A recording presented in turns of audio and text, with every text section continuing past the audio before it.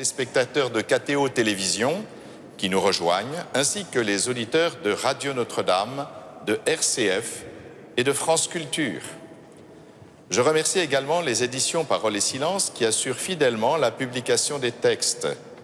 Comme chaque année, l'ouvrage sera disponible pour le dimanche des Rameaux. Lors du synode sur la nouvelle évangélisation en octobre 2012 à Rome, mon prédécesseur, le cardinal 23, avait évoqué, à côté du témoignage de la foi, la pédagogie de la culture. Il visait par là la formation de l'esprit critique, le lien intrinsèque entre la foi chrétienne et la raison, le devoir des chrétiens de déployer l'espérance dans une culture qui se passe de Dieu. En 2016, différents intervenants autour de M. Rémi Brague nous avaient aidés à mieux comprendre le sens spirituel des cultures. L'an dernier, sous la coordination de M. Olivier Boulnois, nous avons cherché à articuler deux réalités qui semblent étrangères l'une à l'autre, le Christ et la culture. Cette année, il nous reste à conclure ce cycle triennal autour du thème « La culture, un défi pour l'évangélisation ». L'époque de la culture semble en effet révolue. Nous sommes à l'ère de la cybernétique et de l'édition du génome. Or, l'Évangile a toujours présupposé la culture dans son sens le plus élémentaire, celui de l'agriculture et de l'élevage comme modèle d'un certain rapport au monde. Que se passe-t-il lorsque ce modèle disparaît? L'Évangile pourrait devenir illisible. Monsieur Fabrice Adjadj, vous êtes né en 1971. Vous êtes essayiste, dramaturge et compositeur. Directeur de l'Institut Philanthropos à Fribourg, en Suisse, vous avez été membre du Conseil pontifical pour les laïcs. Vous êtes aussi conseiller éditorial de la revue d'écologie intégrale Limites et collaborateur de la revue d'art contemporain Art Presse. Vous êtes auteur de nombreux ouvrages, parmi lesquels je ne citerai que les deux derniers publiés en 2017, Dernière nouvelle de l'homme et de la femme aussi, et Être clown en 99 leçons. Monsieur Adjadj, en ayant intitulé votre première intervention « Pourquoi des conférences de carême à l'ère de l'intelligence artificielle » ou « La bonne nouvelle du temps », vous nous laissez entrevoir que notre futur ne se joue pas seulement dans la Silicon Valley, mais aussi à Notre-Dame de Paris. Soyez-en remerciés par avance. Comme les années précédentes, à l'issue de la conférence, un temps de prière et de méditation sera proposé devant le Saint-Sacrement avant l'office des Vêpres à 17h45. Merci, monsieur. Merci.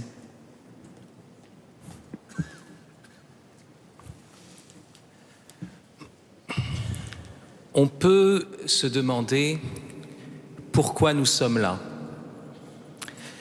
Et même pourquoi nous en sommes encore là.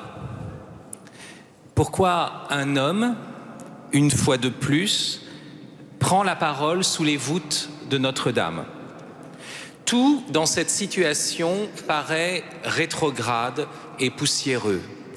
Tout semble n'avoir plus de légitimité que pour le musée ou la carte postale.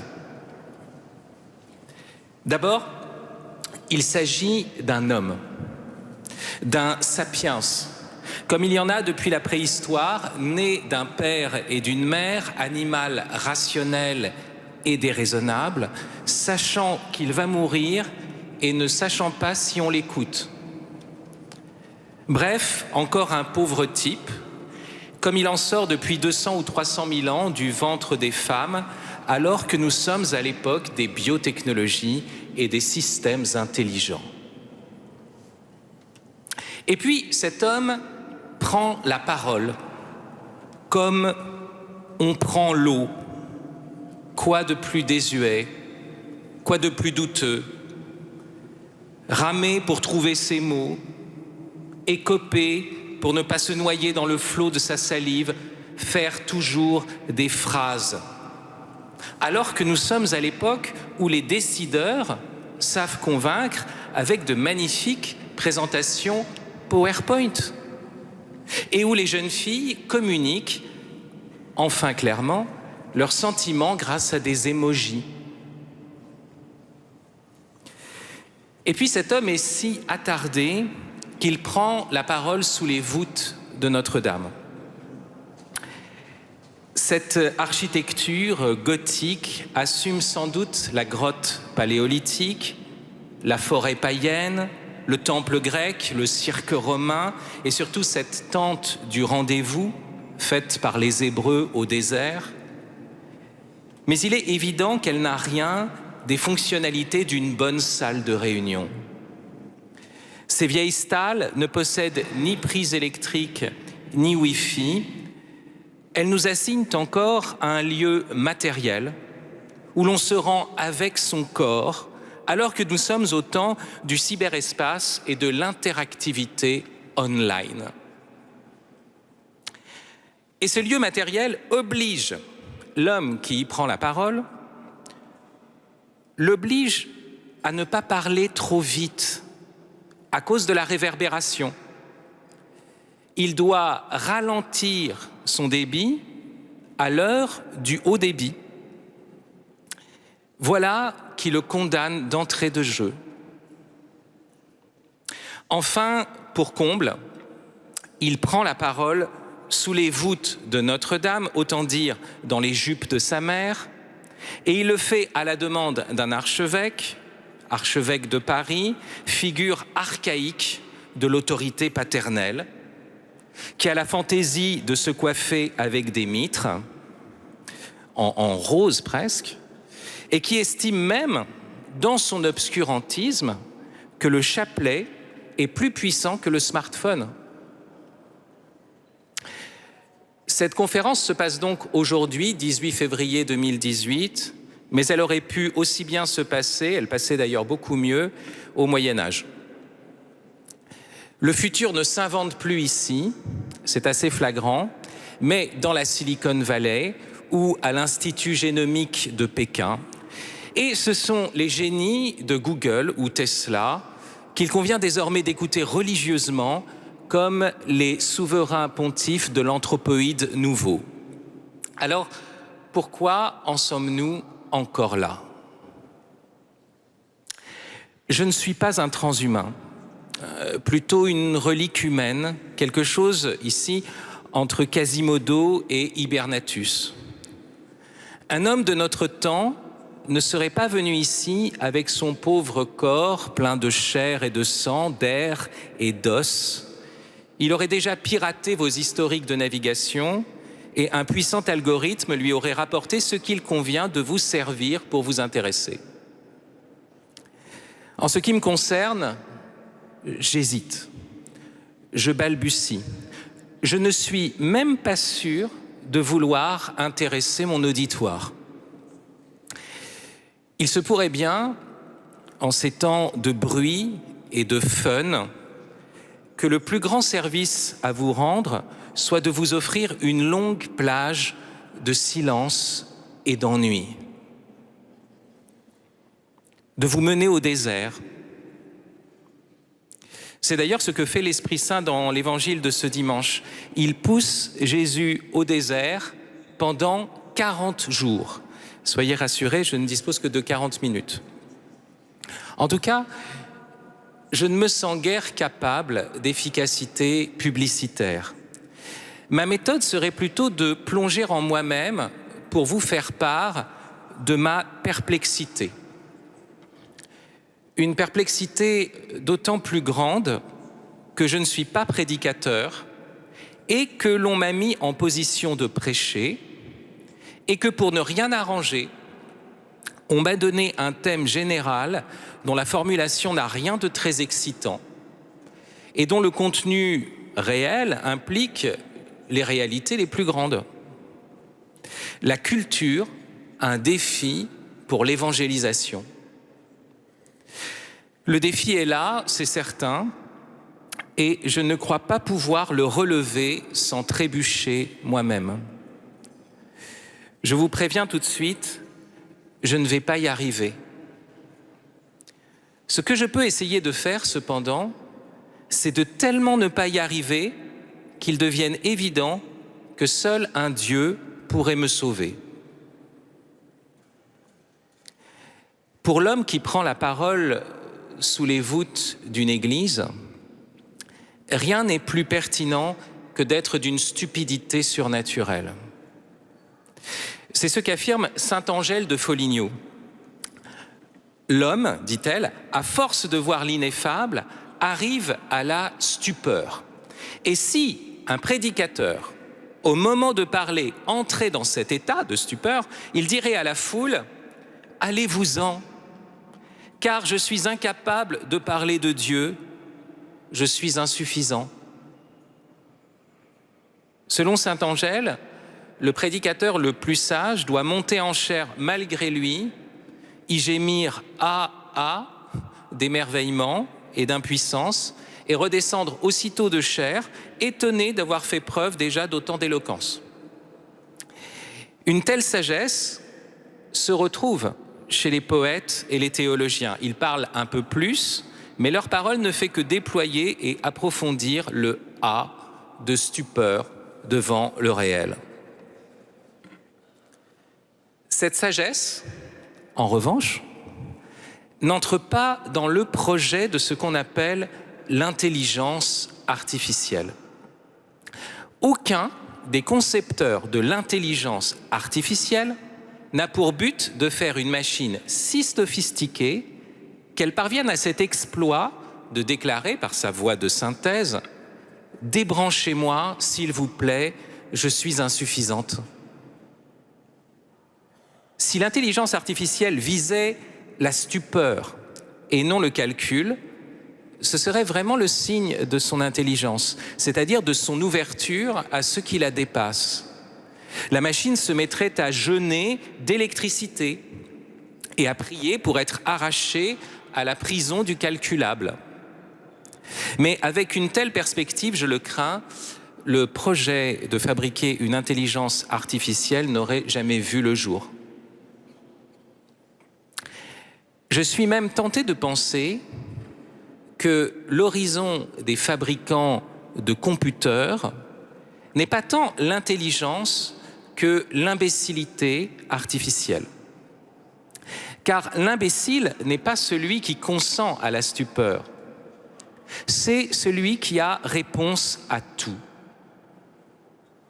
Incapable de s'ouvrir à ce qui le transcende, à l'autre, à l'événement, il mouline tout dans son petit système.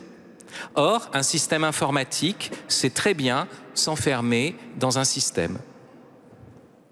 Manié par une intelligence humaine, il peut rendre des services, mais conçu de telle sorte que l'intelligence humaine doive s'en remettre à lui, il permet à l'imbécilité de réaliser des prouesses remarquables. Comme ça, l'air de rien, j'ai déjà commencé à aborder mon sujet. Le voici à nouveau dans les termes qui me furent imposés, la culture, un défi pour l'évangélisation. Certains pourraient estimer que le grand défi d'une nouvelle évangélisation est de s'adapter aux nouvelles technologies. Ce sont les défenseurs d'une Église qui bouge, comme ils disent, et qui se figurent que la com est plus décisive que la lectio divina. Si tel est effectivement le cas, le défi n'est plus celui de la culture, mais de l'ingénierie sociale.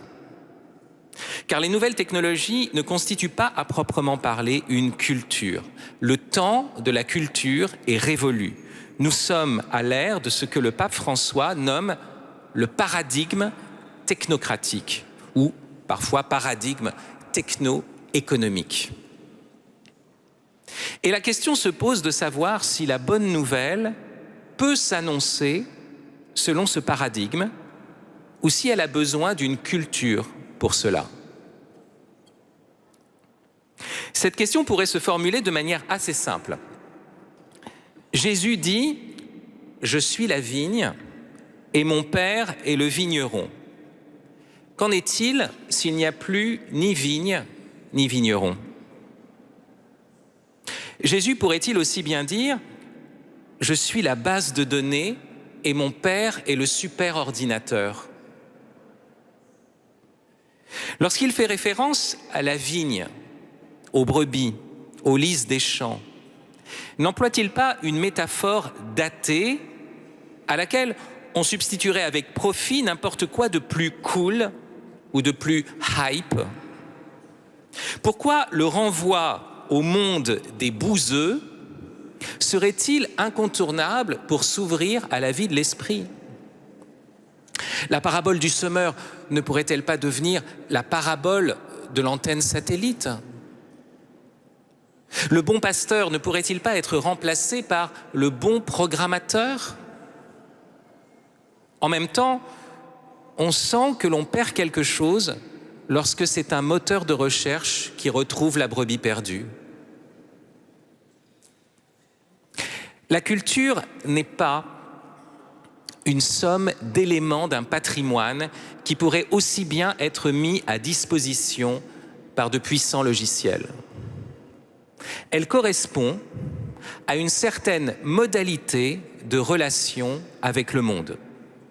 Le contenu peut être à peu près le même, mais selon qu'il nous arrive par les sillons de la culture ou par les moteurs de la technocratie, le fond est modifié par la forme ou par le format. Cultiver n'est pas encoder. Faire fructifier n'est pas munir de prothèses. Par exemple, la spiritualité peut exister en régime technocratique. Elle en contracte dès lors les aspects essentiels de contrôle, d'instantanéité, d'innovation et surtout d'abolition de tout drame.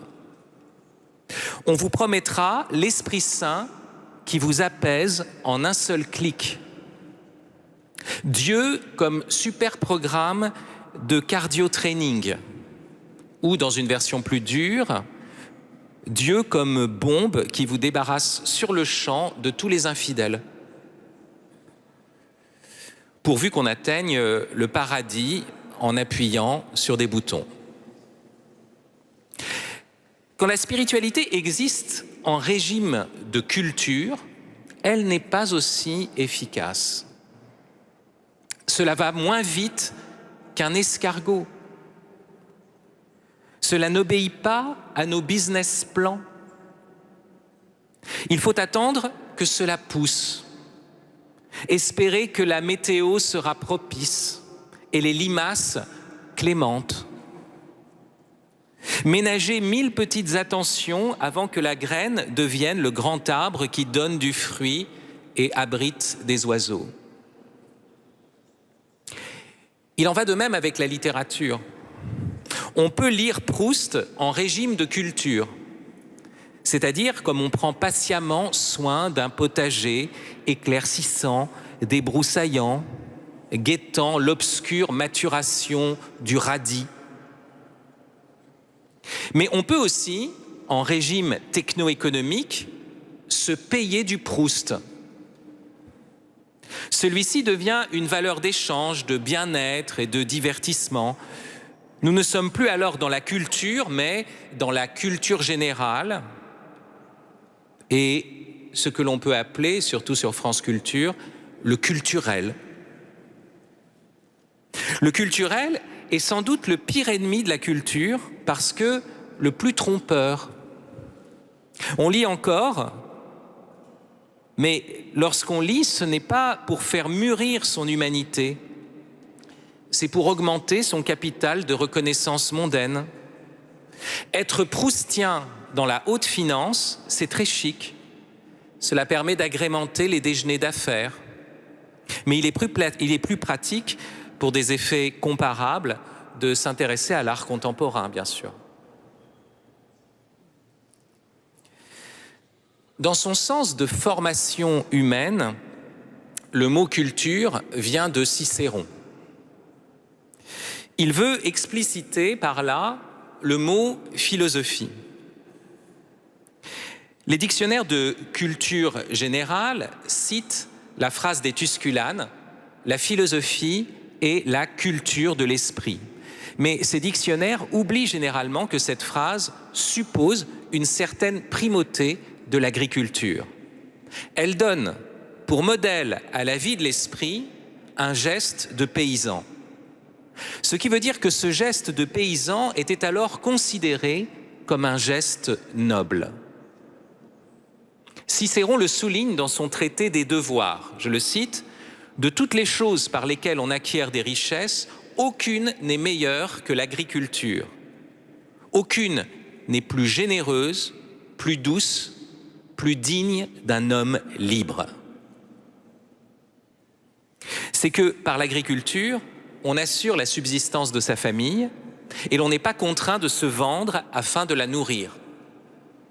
Mais c'est aussi que l'agriculture engage un rapport au monde que le grand orateur qualifie de généreux, doux et digne.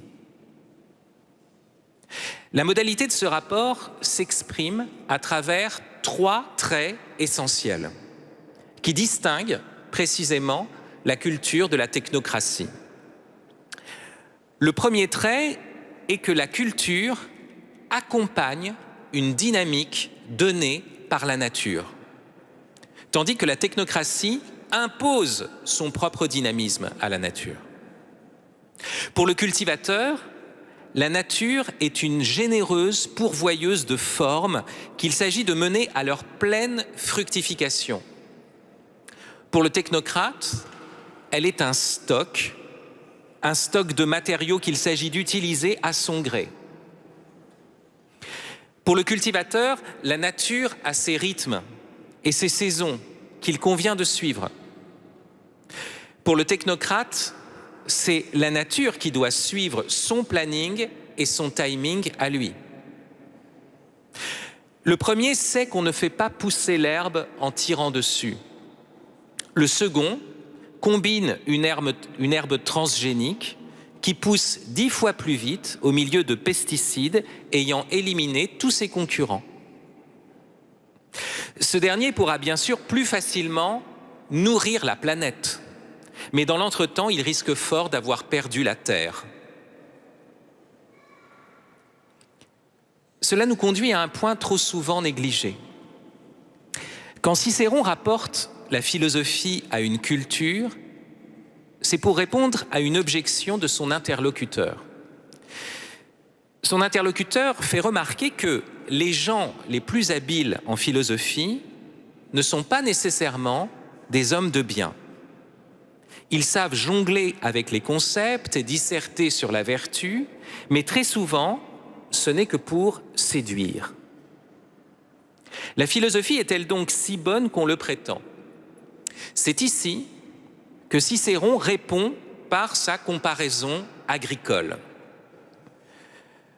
Je le cite, « De même que tous les champs, quoique cultivés, ne rapportent pas, et qu'il n'est point vrai, comme l'a dit un de nos poètes, que de soi le bon grain sans besoin d'aliments dans un champ même ingrat sait croître heureusement, de même tous les esprits, quoique cultivés, ne fructifient point. »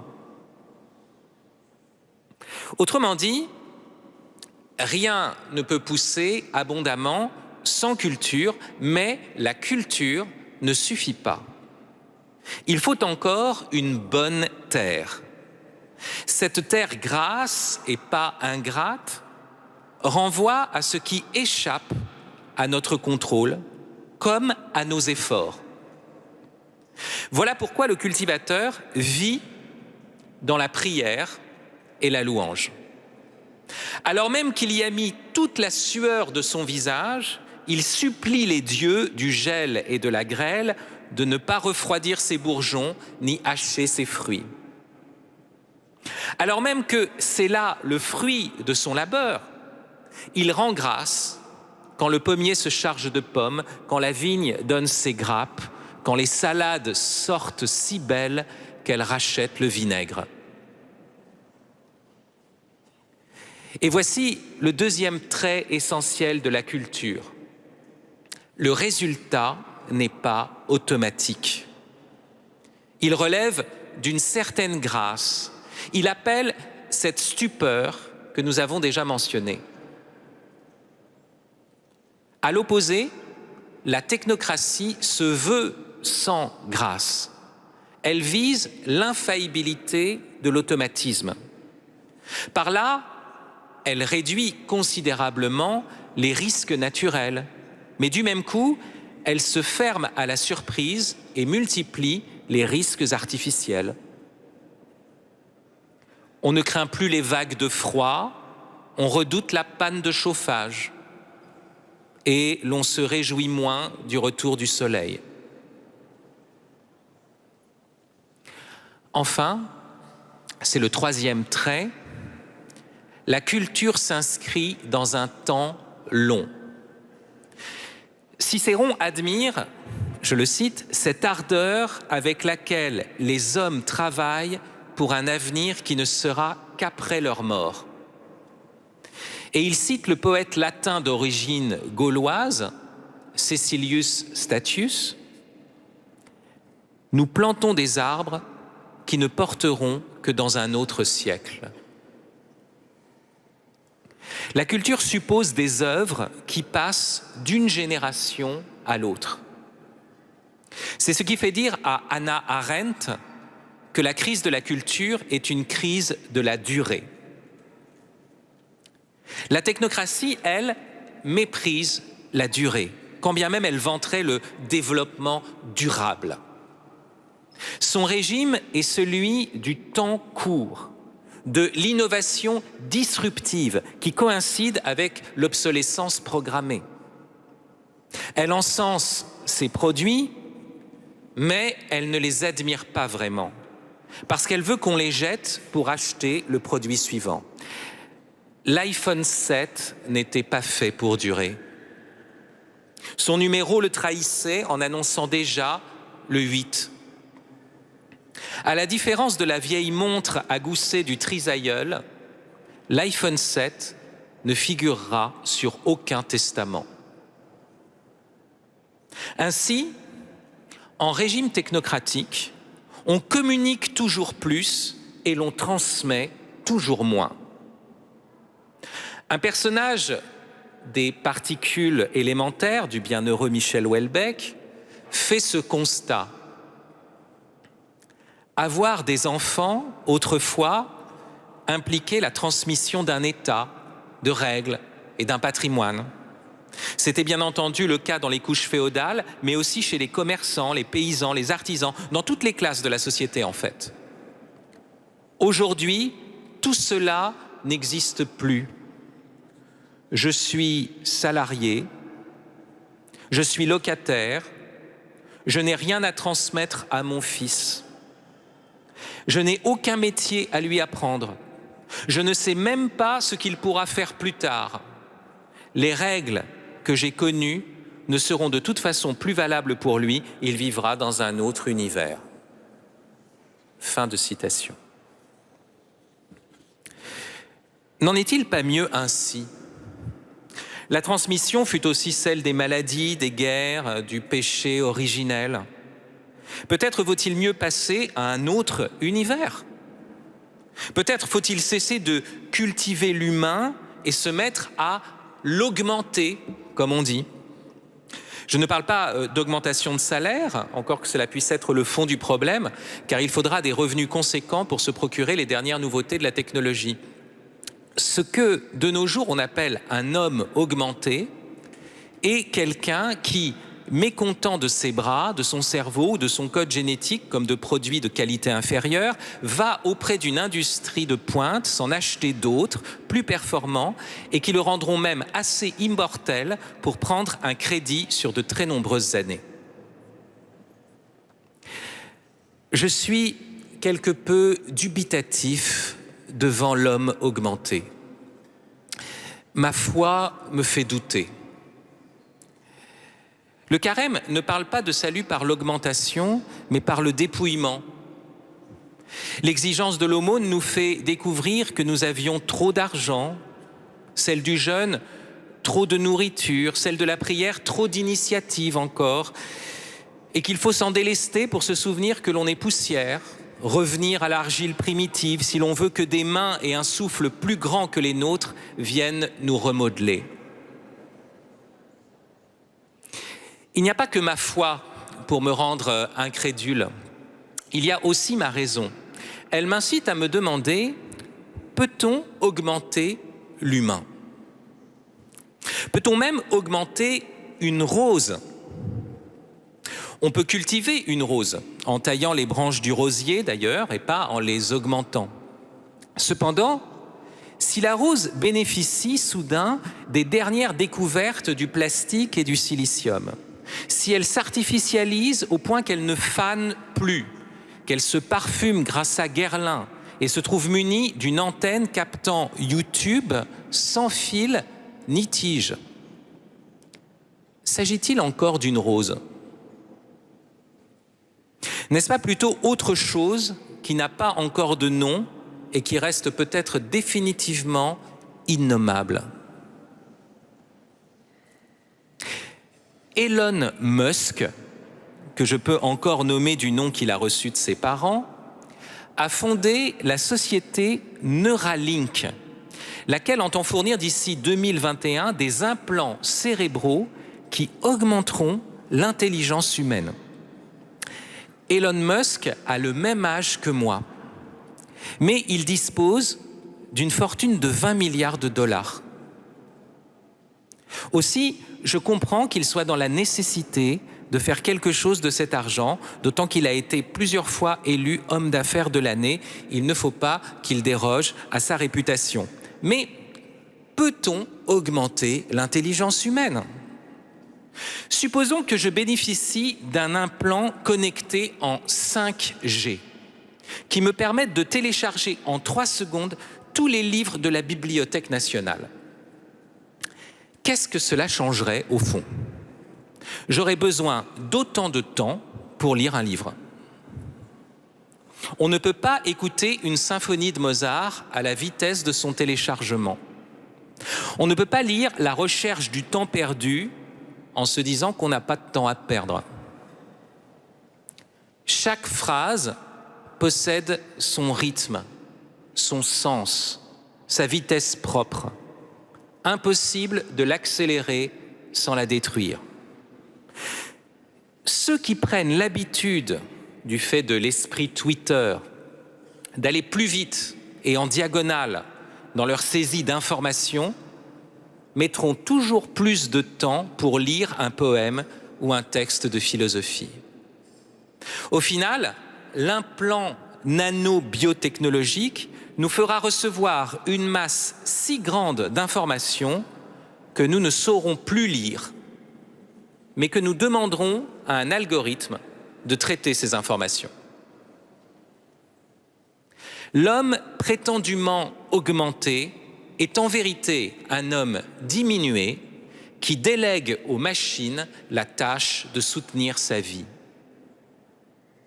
Montaigne craignait les ânes chargés de livres. Je crois que nous devons craindre les pigeons bourrés de microprocesseurs. Enfin, il est assez drôle de réclamer l'immortalité à un dispositif fondé sur l'innovation et l'obsolescence programmée. Nos gadgets électroniques ont une durée d'utilisation de plus en plus brève. Par conséquent, le transhumain qui ne mourra plus, non seulement tombera en panne, mais sera aussi soumis à la péremption des produits à la mode. Le surhomme du futur est un homme jetable. La prétendue augmentation de l'humain est en vérité le stade suprême de la marchandisation du vivant. Les technocrates se disent progressistes, bien sûr, mais en vérité, ils ont peur de tout progrès humain, spécialement du progrès qui permettrait de se passer d'eux. Ils offrent de nouvelles possibilités monnayables et nous empêchent de cultiver nos potentialités naturelles. Nous voici avec un nouvel appareil de télécommunication, mais nous avons oublié au passage d'apprendre à converser. Ce sont les objets qui progressent et non les sujets. Et le progrès de ces objets artificiels dévore toujours plus de ressources naturelles. Nos fonds d'écran sont des écrans de fumée. Ils nous présentent un beau paysage sauvage, afin de dissimuler la dévastation du paysage réel. L'optimisme technocratique sert à cacher cette dévastation du monde. C'est une fuite en avant poussée par l'énergie de la désespérance. Le 10 juillet 2015, le Financial Times publiait une tribune de Martin Rees, astronome royal, président de l'Académie des sciences anglaises, la Royal Society. Réjouissez-vous, l'aube post-humaine se lève. On pouvait lire sous ce titre des propos assez caractéristiques. Je cite l'astronome royal: « Les machines nous surpasseront, mais ce n'est pas là une projection fatale, c'est un motif d'optimisme. Des esprits artificiels ne seront pas confinés à la couche de 23 km d'eau, d'air et de roches au sein de laquelle la vie organique s'est développée à la surface de la Terre. De fait, la biosphère est probablement loin d'être l'habitat optimal pour la vie post-humaine. Son lieu de prédilection se trouvera plutôt dans l'espace interplanétaire. » Comme quoi, on peut être président de l'Académie des sciences et se réjouir d'une totale vacuité. Martin Rees fait presque malgré lui cet aveu: le post-humain coïncide avec le posthume, l'optimisme technocratique se complaît dans la destruction de la biosphère. Si rien n'arrête le progrès, s'il accélère même, c'est qu'il nous précipite dans le vide. Le mouvement uniformément accéléré est en effet typique de la chute libre. Voilà où nous en sommes. Nous avons été menés au désert et nous sommes tentés par le diable qui nous propose de changer les pierres en pain, de nous envoler depuis le pinacle du temple et d'avoir tous les royaumes du monde dans notre tablette, pourvu que nous délaissions la terre et le ciel de nos pères. Et pourquoi pas? Cette déchéance n'est-elle pas angélique? Si nous avons abandonné la culture, si nous nous étourdissons avec du culturel et de la technologie, ce n'est pas sans raison. Certes, il y a les bouleversements climatiques, la pollution chimique, la menace nucléaire, un système qui peut s'effondrer à tout moment et conduire à des famines, spécialement dans les grandes villes, puisque la subsistance y dépend du pétrole, de la logistique internationale et des réseaux numériques. S'il ne s'agissait que de cela, un effondrement pourrait encore faire rêver à un nouveau départ au milieu des ruines et des herbes folles. Or, par-delà le désastre écologique et social, par-delà ce désastre, il y va encore d'un désespoir ontologique. Si nous plongeons dans le temps court et négligeons la durée, c'est que nous savons désormais qu'il n'y aura pas toujours une mémoire et une postérité ici-bas. Nous sommes les premières générations à être certaines que l'humanité a commencé et qu'elle va finir. Nous sommes les premières générations à être confrontées à la certitude de l'extinction du Soleil. Nous sommes les premières générations à ne plus vivre dans une époque, mais dans un délai, comme dit le philosophe Günther Anders. La croissance illimitée est sans nul doute absurde, mais la décroissance et même la juste mesure sont-elles aussi vouées à rentrer un jour dans le mur? Oui, un peu plus tôt, un peu plus tard, alors à quoi bon? À quoi bon sauvegarder la Terre si elle doit de toute façon être détruite? Pourquoi transmettre quand on est certain que l'espèce humaine disparaîtra d'ici-bas? Pourquoi croire en la durée si, à horizon mondain, au final, tout est foutu? Pourquoi ne pas plutôt s'évader en fantasmant de coloniser Mars? Je ne suis pas pessimiste, je suis simplement apocalyptique. En cela, j'ai la foi. Saint Paul le rappelle dans la première épître aux Thessaloniciens, quand les hommes diront paix et sécurité, alors une ruine soudaine les surprendra comme les douleurs de l'enfantement surprennent la femme enceinte et ils n'échapperont point. Cette imminence de la ruine ne va-t-elle pas nous paralyser ? Peut-on continuer à engendrer et à œuvrer dans la certitude que la terre sera consumée, comme dit saint Pierre ? Ne vaut-il pas mieux attendre la fin, voire la hâter, en disant des rosaires comme d'autres regardent des séries américaines ? C'est ce qu'en concluent les Thessaloniciens. Ils croient que l'espérance est démobilisatrice. Qu'en nous tournant vers les cieux, elle nous détourne de cette terre dont les jours sont comptés. Ils n'ont pas compris que les douleurs ultimes sont des douleurs d'enfantement. Ils n'ont pas compris que l'espérance nous mobilise. L'espérance nous mobilise même là où il n'y a plus d'espoir. Qu'elle ouvre un chemin dans l'impasse, qu'elle change le désert en source. Saint Paul est donc obligé de leur envoyer une seconde épître. Il y répète que l'évangile ne saurait les éloigner de la culture du quotidien. Voilà ce qu'il dit. Nous apprenons que certains d'entre vous mènent une vie déréglée, affairée, sans rien faire. À ceux-là, nous adressons dans le Seigneur cet ordre et cet appel, qu'ils travaillent dans le calme pour manger le pain qu'ils auront gagné. Frères, ne vous lassez pas de faire le bien.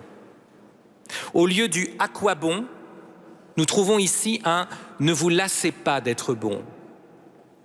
C'est que nous avons tout notre temps, même si j'arrive à la fin de celui qui m'est imparti. La bonne nouvelle de la vie éternelle est aussi la bonne nouvelle du temps.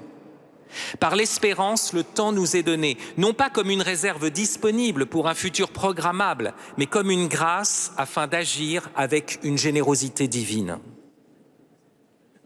Même si le compte à rebours est enclenché, nous pouvons continuer à planter des arbres, à élever des bêtes, à honorer père et mère, à avoir des enfants. Nous devons continuer, non seulement parce que cela rouvre un avenir, mais parce que l'homme est créé pour cultiver le sol. Ou comme le dit radicalement l'Hébreu dans la Genèse, inscrivant cette mission dans le nom même de l'humain, l'Adam est là pour cultiver l'Adama. Tel est le défi sans précédent qui s'impose à celui qui annonce la bonne nouvelle. Hier, l'apôtre allait à la rencontre d'une culture. Aujourd'hui, il doit restaurer la culture. Car la culture paraît dorénavant suspendue à l'espérance théologale. Elle ne bénéficie plus des pronostics du temps. Il lui faut se raccrocher aux promesses de l'Éternel. L'Apocalypse n'est pas simple effondrement, mais dans l'effondrement, révélation du fond, de l'essentiel. De plus en plus, il faudra croire, je ne dis pas en Dieu, mais en un créateur et sauveur de la chair. Je ne dis pas pour devenir un être supérieur, mais pour mener une vie simple et humaine, une vie de culture. Et c'est pourquoi, de plus en plus, l'apôtre est conduit à ce retournement de perspective. Lui qui annonce le ciel se retrouve à défendre la terre. Lui qui témoigne du Messie se retrouve à faire l'éloge du berger, du vigneron et du charpentier. Lui qui est mu par l'esprit se retrouve à chanter les sexes. La sainteté va de plus en plus ressembler à l'existence ordinaire, de cet ordinaire qui est l'œuvre même de Dieu. Merci.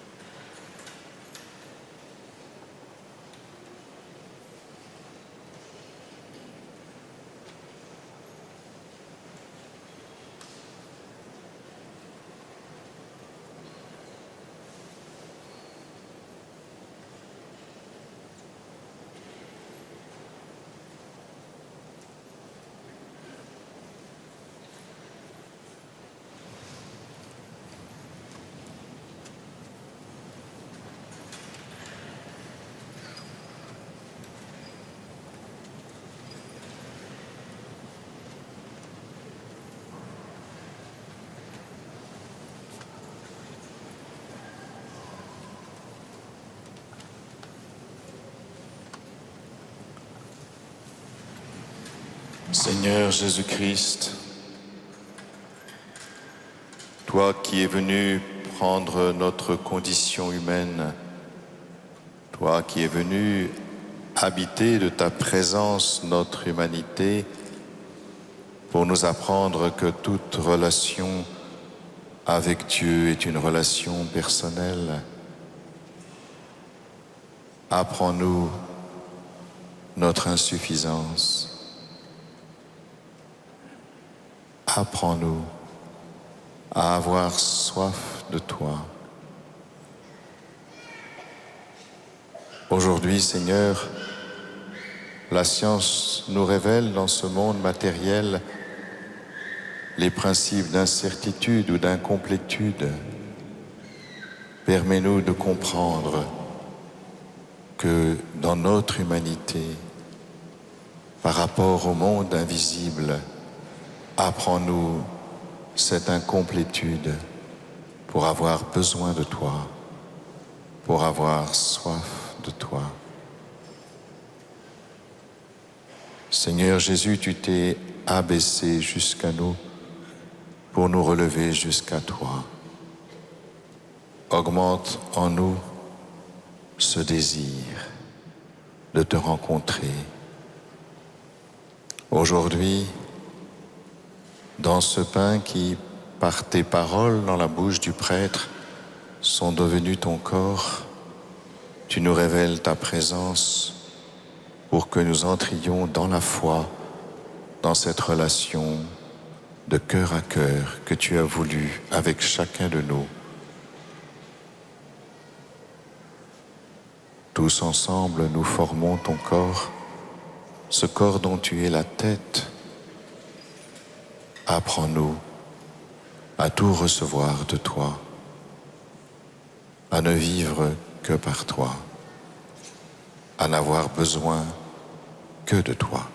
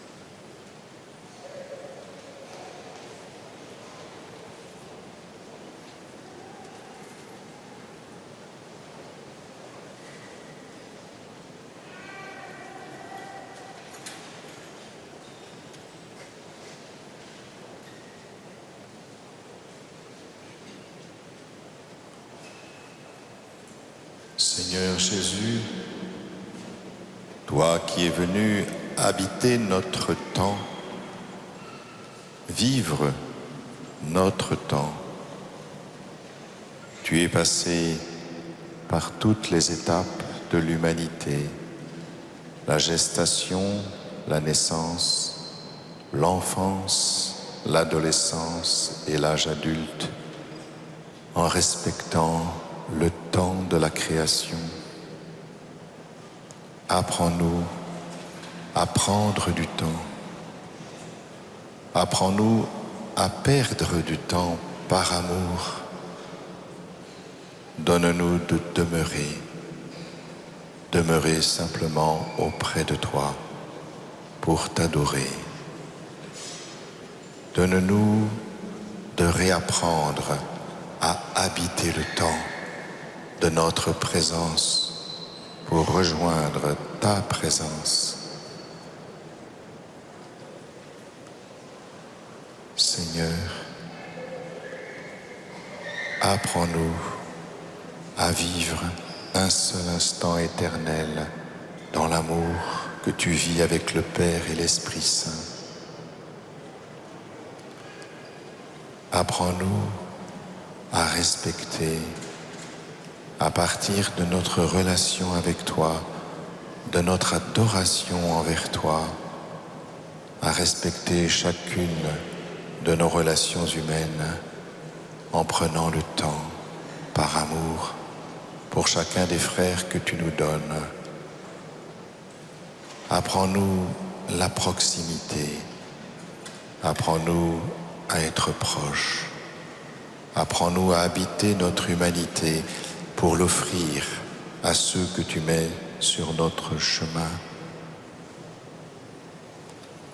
Donne-nous de réapprendre le temps de la culture qui prend son temps, qui attend, qui recueille, qui reçoit et qui rend grâce.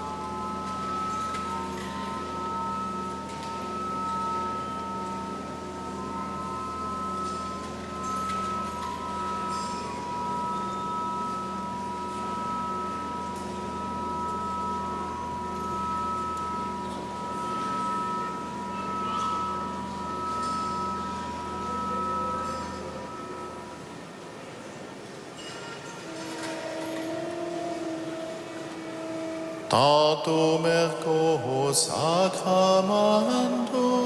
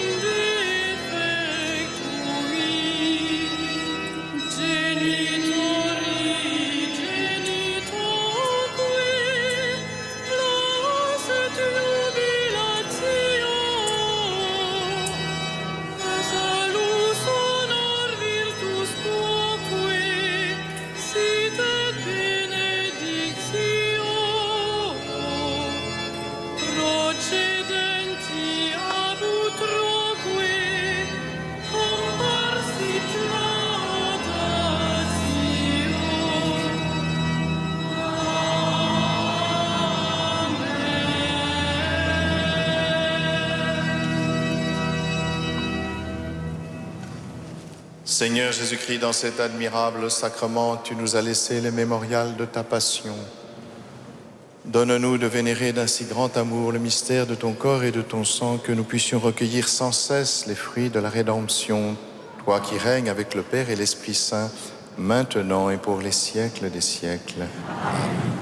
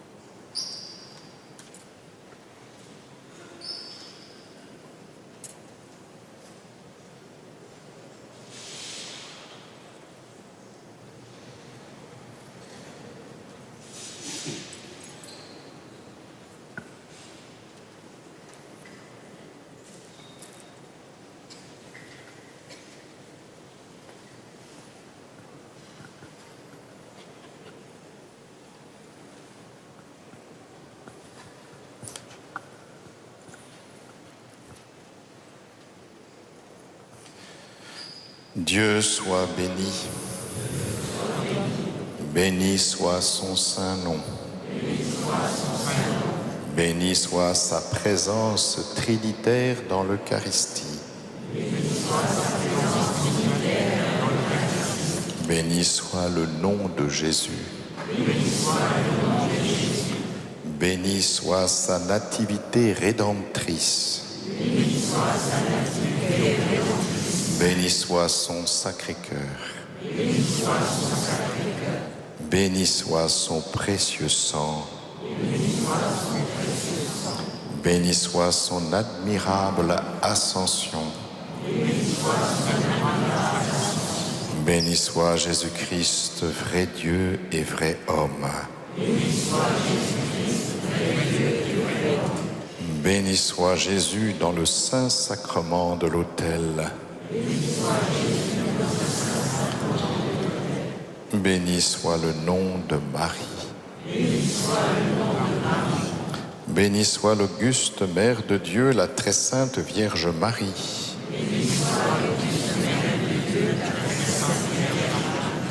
Béni soit sa sainte et immaculée conception. Béni soit sa glorieuse assomption. Béni soit Saint Joseph, son époux très chaste. Béni soit Dieu dans ses anges et dans ses saints. Béni soit Dieu dans ses anges.